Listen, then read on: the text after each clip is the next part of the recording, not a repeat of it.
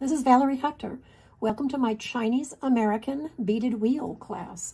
In this video, I want to tell you a little bit about where I learned to create this structure. I should say, what inspired it. Okay, these are my Chinese American beaded wheels, but I actually learned the structure by finding this amazing beaded motorcycle in China many years ago. Okay, you can see it has two wheels here. They are different. They're visually similar, but structurally different from the wheels I'm going to teach you how to make in this video. At some point in the future, I'll show you how to make these wheels. They're really pretty cool too. I was captured by this motorcycle and had to bring it home because I just thought it was so amazing that a Chinese beader figured out how to render this whole structure in beads, including the exhaust pipe. And look, the handlebars and I guess it's a windshield, right? And a kickstand. I just love this thing. This is not the first and only type of wheel that the Chinese have devised in beads. I also found this tiny beaded rickshaw, and it has a beaded driver too. I'm not showing him right now. I found this in Guangzhou in, I can't remember, so long ago. I'm going to say around, I don't know, 2005, something like that. Anyway, here's a completely different kind of wheel. I will show this in the future too. I think it's probably maybe a little bit simpler, maybe not. Anyway, these wheels turn. Okay, the wheels on the motorcycle do not. Anyway, that's just a little bit about the background of where I learned the structure. In the future, I probably will do a video on how to make one of these Chinese beaded motorcycles. But in the meantime, I'll see you in the next video. Okay, let's get started. First, the materials I'm using in this video. I'm using American-made metal beads.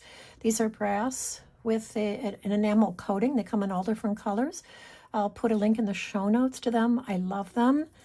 They're very, very useful, and they don't break, they don't split too easily because, of course, they're metal, unlike glass beads, which can crack.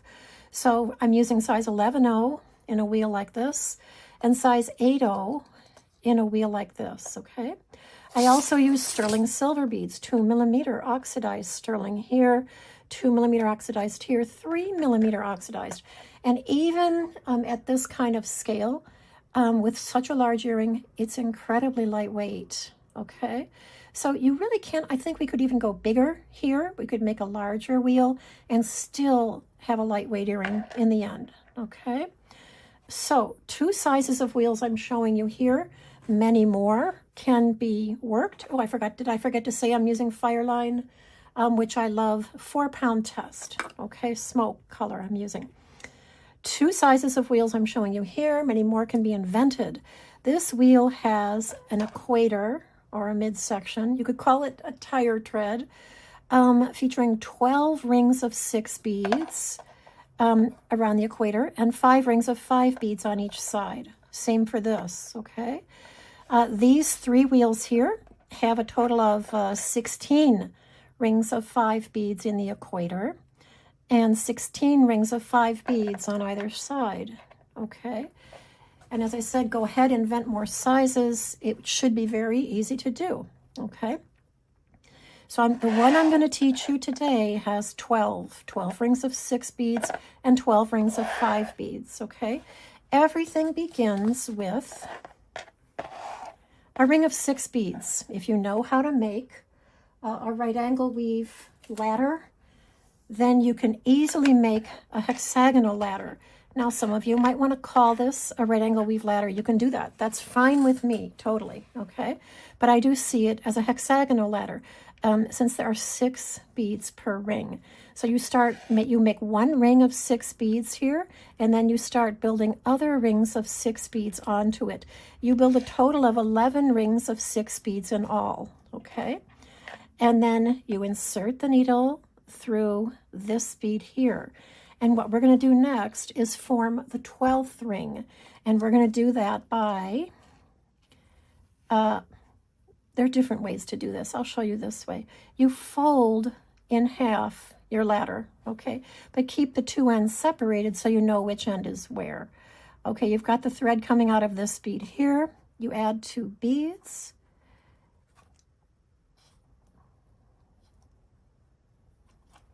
Insert the needle through the opposite bead on the other end of the ladder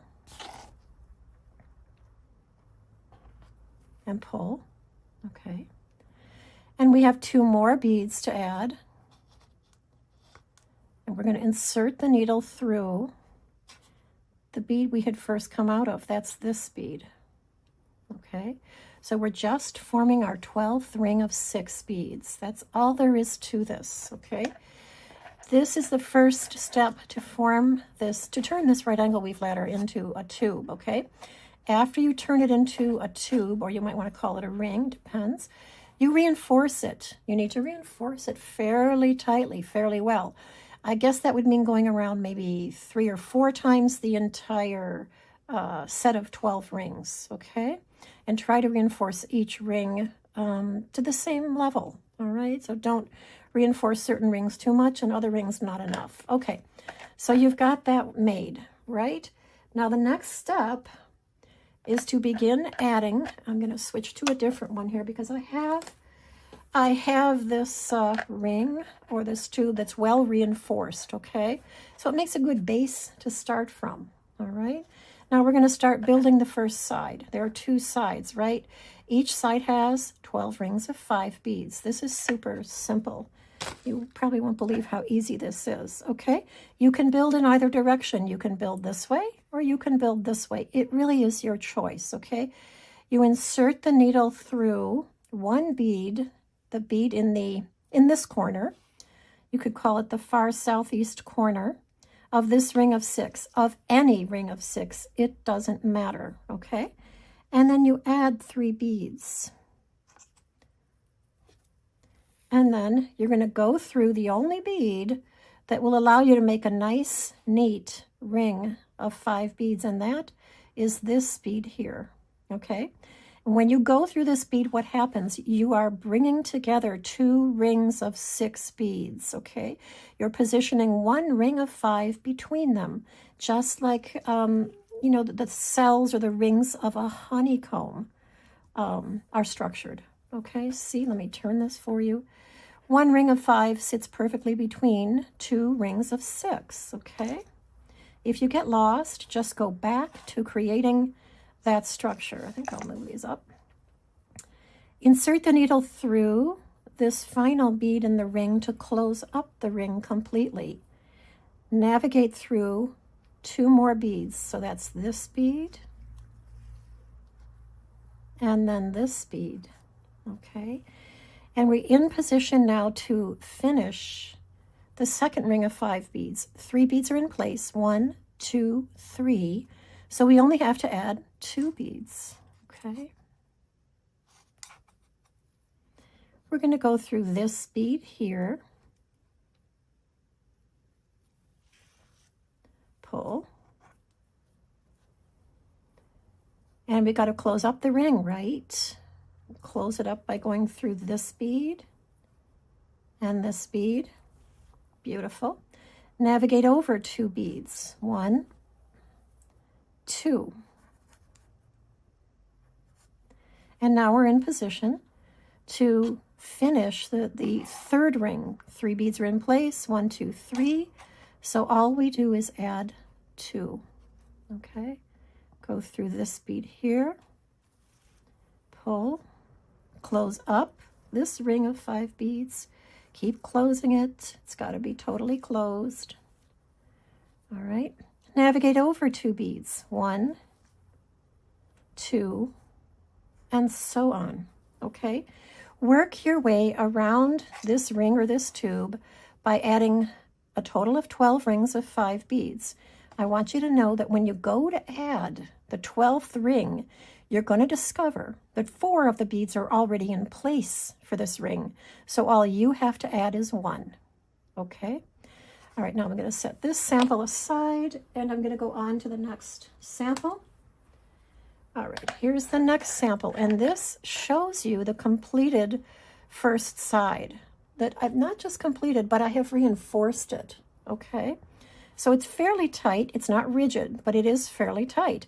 At this point, it doesn't really matter what bead you're coming out of, because you are going to navigate over any way you can, any neat way you can. to the opposite side, to the other side, side number 2. Okay.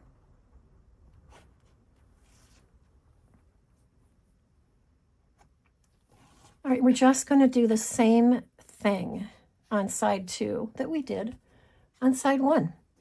Insert the needle through one bead in a pair of beads. In any ring of 6 beads, doesn't matter which. Here's a pair, okay? We are splitting the pair with this structure. With a lot of these structures, these Chinese bead polyhedrons, they split pairs of beads, okay? So we're doing it here for sure multiple times. Now, only 2 beads are in place for this ring, so we have to add 3. And if you're not sure where to go, anytime you're beading a polyhedron, ask the beads. Play this game I call Ask the Beads. Position the thread to where you think you should go. Ask the beads, okay, what bead should I go through next? And they will almost always tell you. In this case, they told us it's this bead. And we can see that they're right because we formed a perfect ring of 5 beads here, okay? Close up the ring, navigate over 2 beads,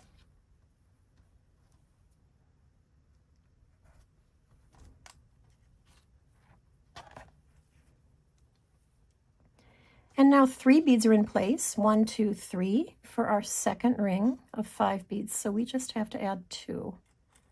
Piece of cake, right? Go through this bead and this bead. Finish closing the ring by going through that bead. Navigate over 2 beads.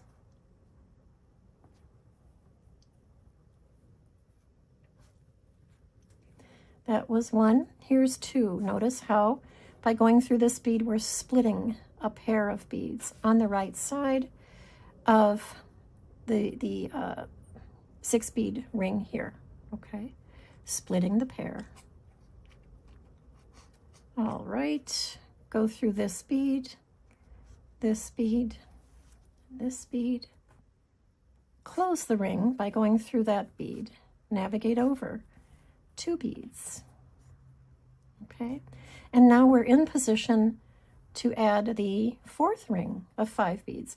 So I want you to work your way around this side, adding a total of 12 rings of 5 beads, remembering that when you come to the final ring, the 12th ring, 4 beads for that ring will already be in place, and you only have to add 1, okay? So there's that.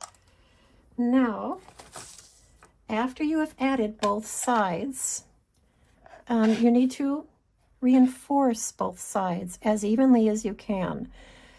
What I would do is reinforce the first side a couple times, navigate over to the other side, reinforce it a couple of times, see if more reinforcing is needed. It probably will be. Add some more reinforcing over here, add some more over here until you have a fairly sturdy structure, okay? It's not rigid. It's not, neither is it too flexible. It's right in the middle, okay? And now we come to the final step. The final step is to stitch around the interior rings on each side. So stitch around these rings here and stitch around these rings here, okay? And at that point, your wheel is done, okay? You've already done all your reinforcing, so no more reinforcing is really needed. Or you can look at it this way. We're stitching together the interior beads here, and then we're going to reinforce them, okay? Pull a little bit. Work with this side. Start to bend it down into shape. You want to flatten your wheel to make it look like a real wheel. And then it'll already go flat on the other side, okay?